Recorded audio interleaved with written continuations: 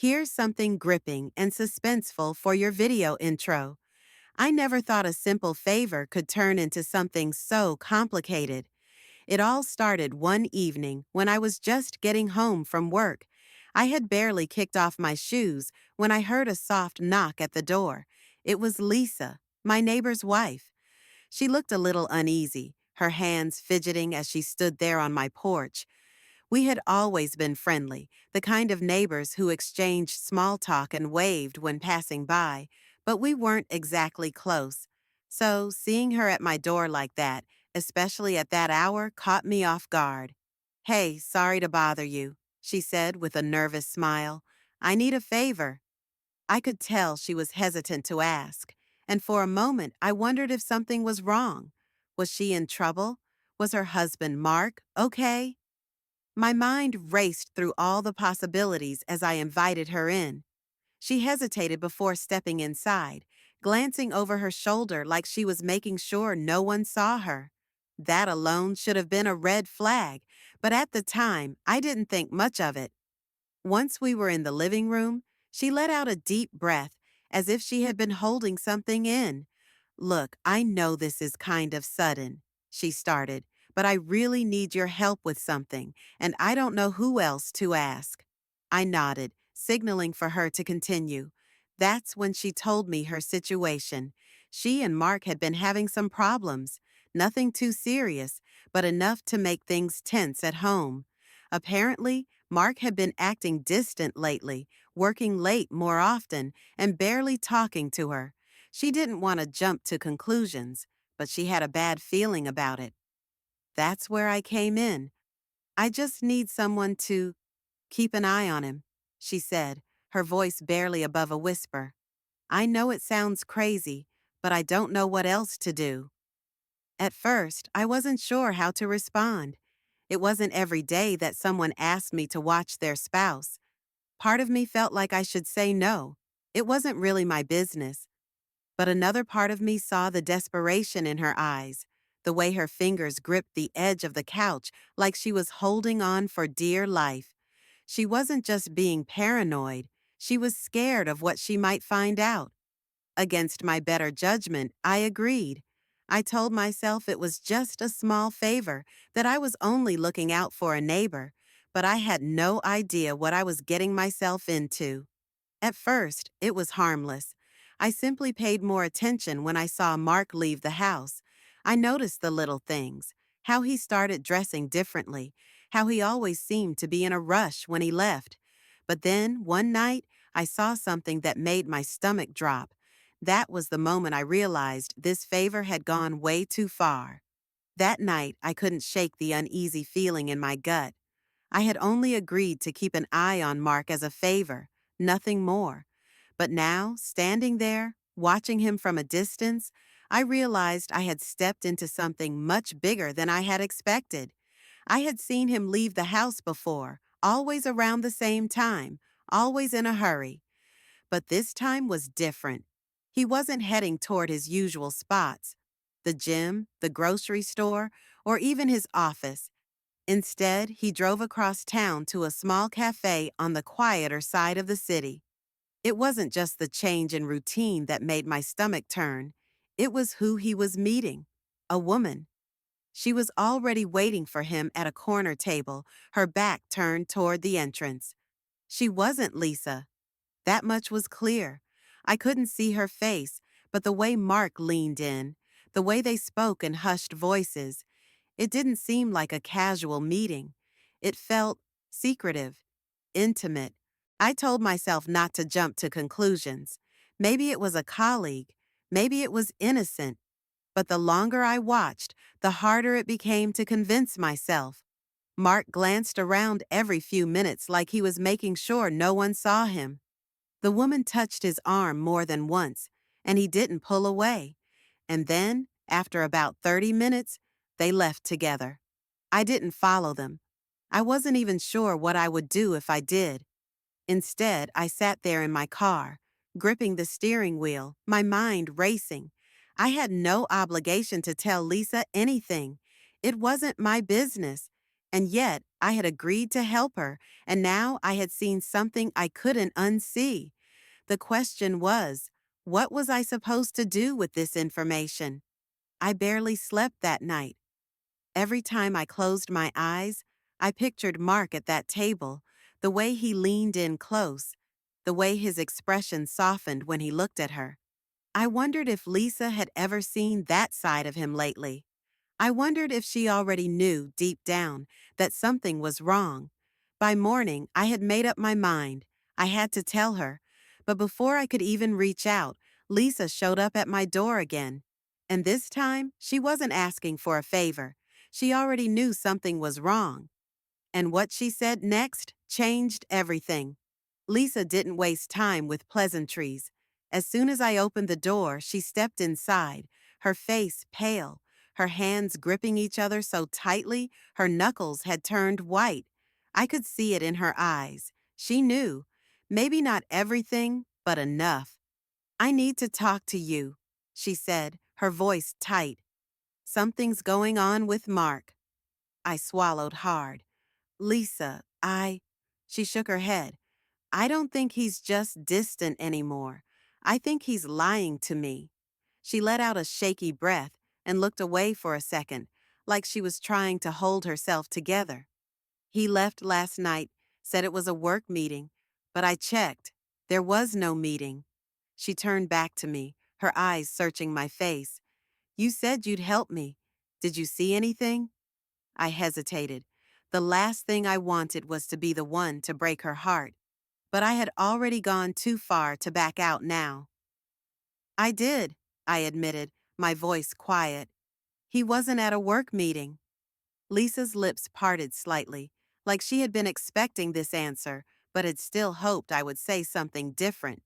"Where was he?" I sighed. "With someone, a woman." Her face changed in an instant. Pain, anger, maybe even relief that she wasn't imagining things. But instead of breaking down, she squared her shoulders. "I need to know who she is." I hadn't expected her to take this route, but before I could respond, she pulled out her phone and showed me something that made my blood run cold. A text message from an unknown number. "Stop asking questions. You won't like the answers." Lisa stared at the message, her fingers trembling slightly as she gripped her phone. I felt a chill run down my spine. Someone knew she was looking for the truth, and they wanted her to stop. "Who sent this?" I asked, my voice low. She shook her head. "I don't know. It came late last night, right after Mark got home." She looked up at me, eyes filled with something between fear and determination. "I think he knows I'm on to him."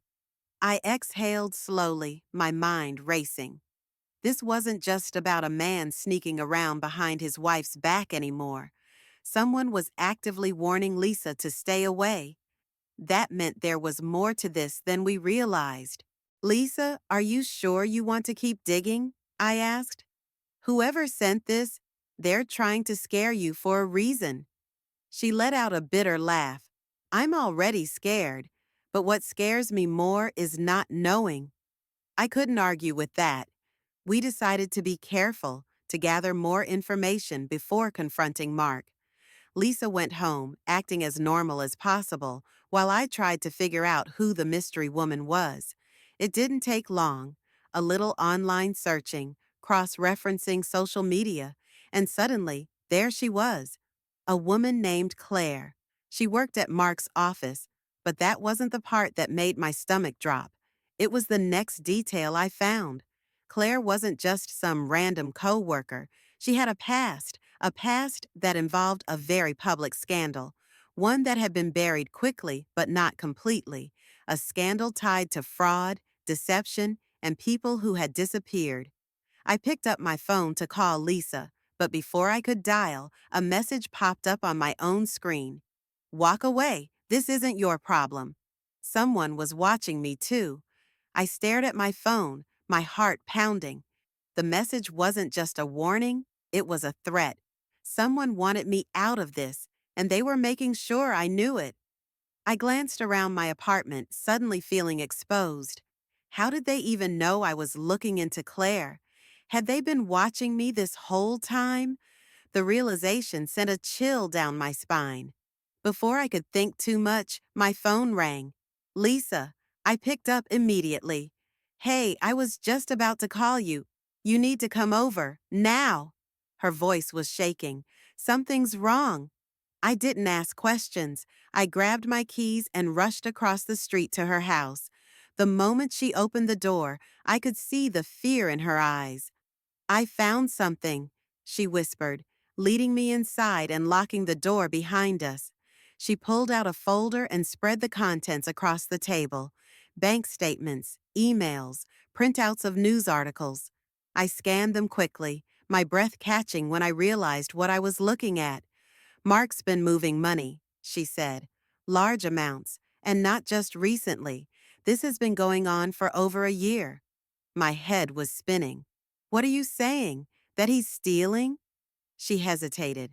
I don't know, but there's more. She pushed a newspaper clipping toward me. My stomach dropped. It was an article from 2 years ago, a financial scandal involving a company that had suddenly gone bankrupt, taking millions of dollars with it. The CEO had vanished, so had one of the employees. Claire's name was listed in the article. Before I could even process it, a loud knock echoed through the house. Lisa and I froze. Someone was outside, and they weren't here for a friendly visit. The knocking grew louder. Lisa's eyes darted to me, filled with panic. My heart pounded in my chest as I slowly approached the door. Whoever was on the other side wasn't leaving.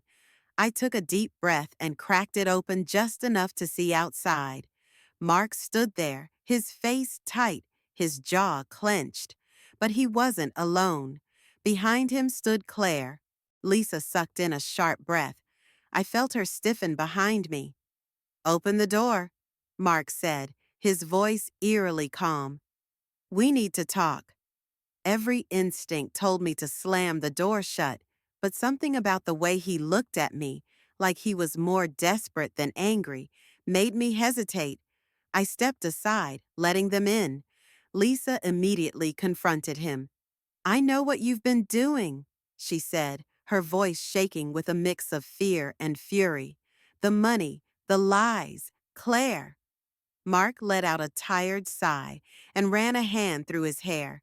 You don't understand. I was trying to protect you. Lisa scoffed. By sneaking around with her?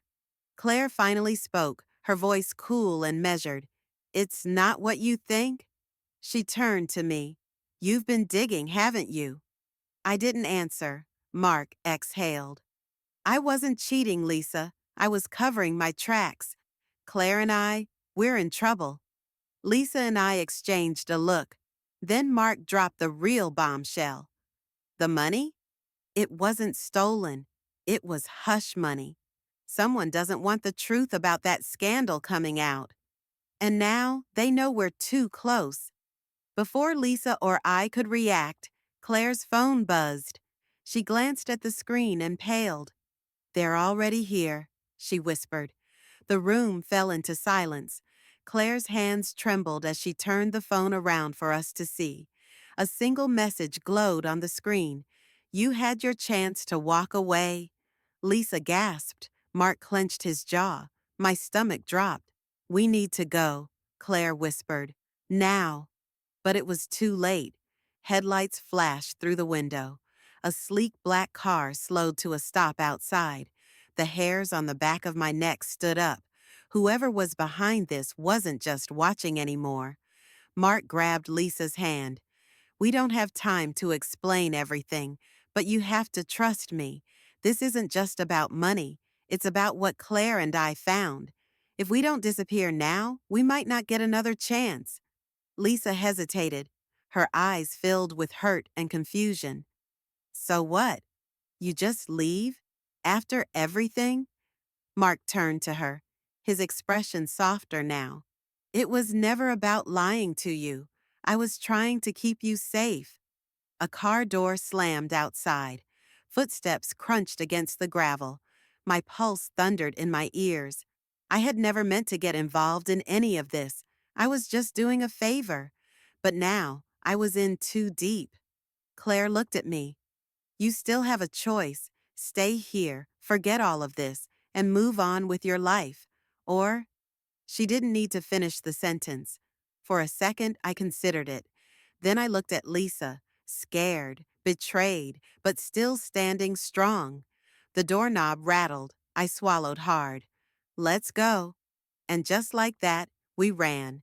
Into the night, into the unknown, not knowing if we'd ever come back.